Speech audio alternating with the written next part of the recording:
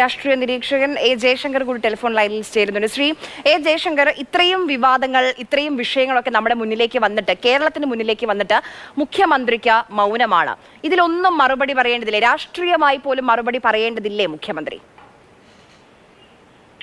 മുഖ്യമന്ത്രി മറുപടി പറയണം എന്നുള്ള കാര്യത്തിൽ യാതൊരു സംശയമില്ല. കാരണം അദ്ദേഹമാണ് ആഭ്യന്തര വകുപ്പിന്റെ ചുമതലക്കാരൻ, അദ്ദേഹമാണ് കേരളത്തിന്റെ മുഖ്യമന്ത്രി, അദ്ദേഹമാണ് പാർട്ടിയുടെയും പാർട്ടിക്കാരുടെയും കാരണഭൂതൻ.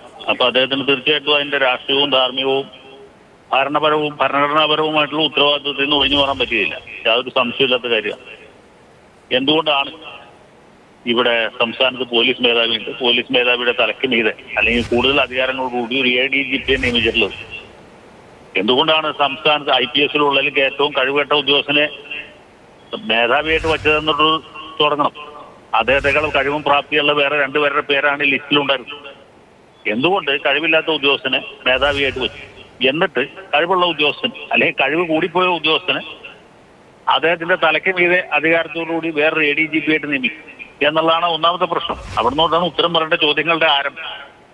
അപ്പൊ അങ്ങനെ ഒരുപാട് കാര്യങ്ങൾ ഇവിടെ ഉണ്ട്. ക്രമസമാധാന തകർച്ചയുണ്ട്, അരാജകത്വമുണ്ട്, അതിലൊക്കെ ഇവരുടെ പങ്കാളിത്തമുണ്ട്. പോലീസിലെ ക്രിമിനൽ വൽക്കരണമുണ്ട്.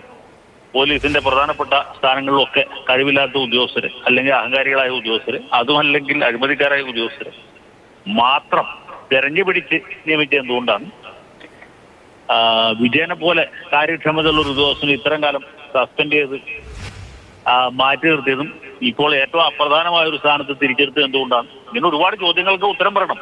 അല്ലാതെ കണ്ട് RSS മേധാവിയെ കാണാൻ പോയത് മാത്രമല്ല, അത് ഈ പല വിഷയങ്ങളിലും ഒരു ചെറിയ വിഷയം മാത്രമാണ്. തീർച്ചയായും കുറേ വിഷയങ്ങളുണ്ട്. അതിലൊക്കെ മറുപടി പറയേണ്ടത് മുഖ്യമന്ത്രിയാണ്. രാഷ്ട്രീയമായും മറുപടി പറയേണ്ട വിഷയങ്ങളുണ്ട്.